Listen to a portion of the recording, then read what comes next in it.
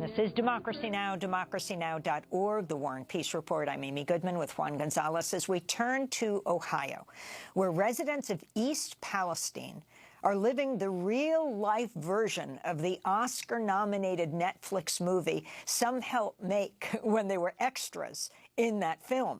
This is part of the trailer for White Noise, about a suburban community that faces a so-called airborne toxic event after a train wreck causes a chemical leak. Something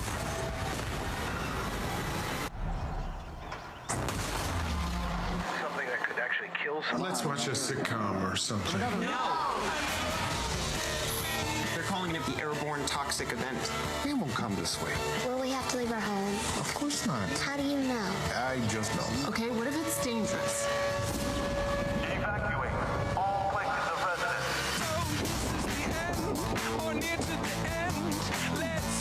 We have a situation. White Noise stars Greta Gerwig and Adam Driver. But in real-life Palestine, Ohio, fears of a wider health and environmental disaster are growing after a 150-car freight train operated by Norfolk Southern derailed and released toxic chemicals last week. Yes, in the community of East Palestine near Ohio's border with Pennsylvania. Data released by the Environmental Protection Agency shows the train contained more toxic and carcinogenic chemicals than initially reported. The EPA also said, quote, materials released during the derailment were observed and detected in samples from Sulphur Run, Leslie Run, Bull Creek, North Fork, Little Beaver Creek, and the Ohio River. The Ohio Department of Natural Resources estimates the spill killed more than 3,500 fish in surrounding waterways. Chickens have been found dead in their coops. Residents have reported sore throats, burning eyes, and respiratory problems. A controlled burn of the chemicals following the derailment sent a mushroom cloud of smoke and fire into the air that contained the toxic chemicals. Surveillance footage also shows the train on fire about 20 miles before it derailed with hazardous chemicals as it passed through Salem, Ohio. Officials lifted an evacuation order for residents Wednesday, saying the air and water are safe. For more, we're joined by three guests. Ross Gruters is with us, locomotive engineer, co-chair of Railroad Workers United. Julia Rock joins us, an investigative reporter with The Lever, who's been following the derailment in Ohio. Her piece is headlined, "There Will Be More Derailments and Rail Companies Block Safety Rules Before Ohio Derailment." But we begin with Emily Wright, a resident of Columbiana County in Ohio, a few miles from the derailment and explosion site in East Palestine. She's also the development director for River Valley Organizing, which is working with residents to call for justice-centered healing. Emily, can you describe the scene of what you're calling a chemically driven environmental nightmare? What does it look like, smell like? Describe what happened when the train derailed and how you learned about how you had to protect yourself. Good morning. Thanks for having me on. One of the things that I really want people to know is that this event has kind of three parts. So Friday night, we had the derailment around 9 p.m., in between 9 and 10. And residents that were right at the site, were evacuated. Then the next day, they evacuated more people on Saturday because it was still burning. And at this time, we didn't know what was on the cars. We heard maybe it was vinyl chloride, maybe it was 10 cars, maybe it was 5. We really didn't have a great picture of what was, on the train. So we were told that if you were outside of that mile zone, you're okay. I live a few short miles. I think on the tracks, there's 5 miles in between where I'm at and where the derailment was. And, you should be okay. And they kept saying the same thing over and over again on the media and in the press conferences. There's no toxins in the air. There's no toxins. Don't worry. Sunday night, we got an alert on our phone that there had been an additional explosion and that the fire was out of control again, which it never really was in control. We have pictures and videos that timestamp clear through that show it was burning. And to just be aware, like there was really no evacuation for us, just people that were a little bit further out from the radius. They were concerned on Monday morning that we were going to have an explosion. I will give everybody, this much, that the explosion could have been much, much worse. So they announced to everybody that they were going to do a controlled release. And I'm using air quotes when I say controlled. So they were supposed to do it at 3:30. My daughter was going to be on the bus route at that time. I already was experiencing symptoms of, I have asthma, so I was having shortness of breath already, and was concerned, from that burn. I already had irritation. But when they did the release, they were supposed to do it at 3:30 p.m. They announced on a huge, press conference. Mike DeWine was there. All of a sudden, they stopped the press conference. They evacuated DeWine. We work with a lot of, we're nonpartisan, nonprofit, so we work with a lot of, both sides of the aisle, politicians, and had, got confirmation that he had been rushed out of there. The media was given 5 minutes to get out, that they were pretty sure an explosion was imminent. So they did not do the burn at 3:30. I can't tell you why. They did it 2 hours later. The problem is we had forecasted high wind gusts up to 45 miles an hour. We get a lot of wind in our area. The hills usually break it up, but it was announced that it was going to be very windy. So what they wanted to do was let it off earlier so the cloud would go. I'm sorry, 1 second, my voice. So the cloud would go straight up. It wouldn't span out. So they let it off late, and instead the winds caught it. It went over 4 counties, 4 to 5 counties in 2 states, actually 3, because the panhandle of West Virginia was also affected. So we have Ohio, Pennsylvania, West Virginia, all affected by this huge mushroom cloud. You've all seen the pictures, I'm sure. We started in my home, being just a few short miles away, experiencing nausea. Sorry to be explicit, but diarrhea. My father has bilateral asbestosis from working in the mill. So these industries are killing us in more than one way. And he could not breathe well. And, I wanted to evacuate. We had family that was telling us to come, but then there was this massive shelter in place order put down. Do not be out if you don't have to, shelter in place. In the same breath, we're hearing on a press conference and on the news, this is out of an extreme abundance of caution. There's no toxins. There's no toxins. There's no toxins. There's no toxins. That's all we kept hearing. But the only thing I really want to highlight, and I'm sorry if I'm going on too much, is what we found out through the org. We've been on the ground talking with people. We're actually investing. Our offices are in East Liverpool, Ohio, which is just a little bit south of East Palestine. But we have a lot of members of our org that live like me in and around East Palestine. So we've invested in the community and are bringing on a couple organizers that are right outside the front door of the derailment, to work with people. Because from day one, we've been fed what wasn't the truth. And now we find out with this EPA report that over 10,000 gallons of oil went into the ground, that the vinyl chloride was like double what we thought. And there was diethylene glycol, and there's other chemicals.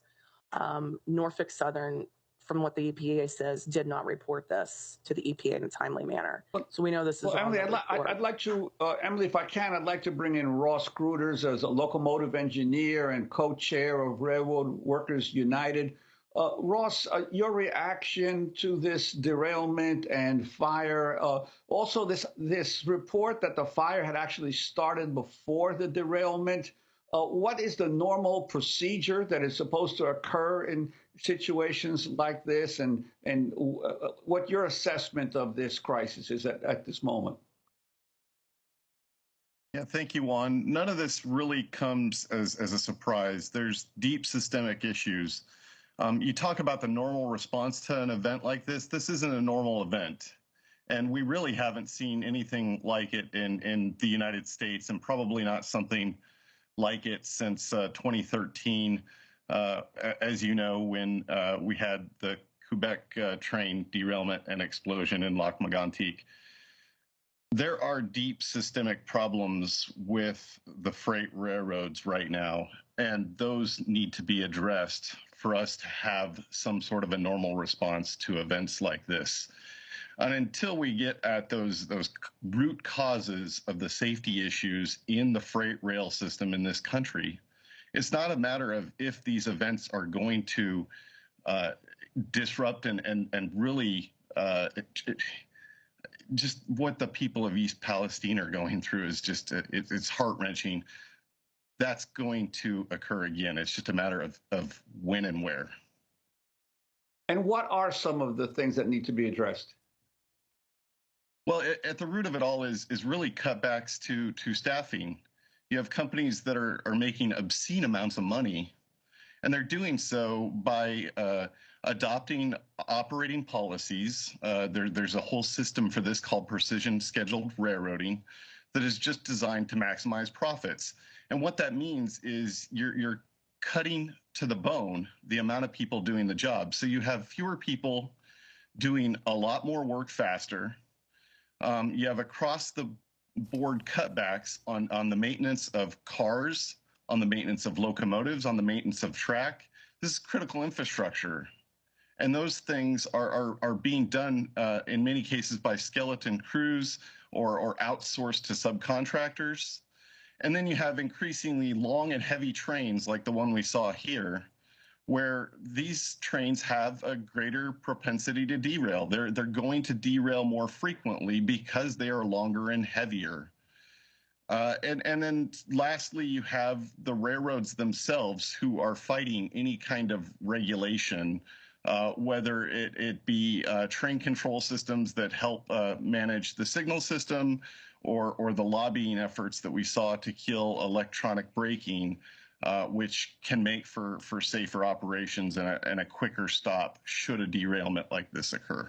You know, we're going to go to Julia Rock in a minute, the reporter who's covering this for The Lever, but I wanted to give Emily 30 seconds as you sit there, sometimes coughing, dealing with you're dealing with. And by the way, I can only say I think about Juan, his reporting after 9/11. You're talking about the EPA at the time, Christine Todd Whitman, the former governor of New Jersey, saying that after 9/11 attacks, the air was fine. And Juan's reporting led, exposing the lie of that, to the Daily News winning a Pulitzer Prize. So, Emily, your last 30 seconds on Democracy Now! Right now, what do you think is most important for people to understand? Okay, the most important thing is that this is not a conspiracy theory. This is standard operating procedure for Norfolk Southern.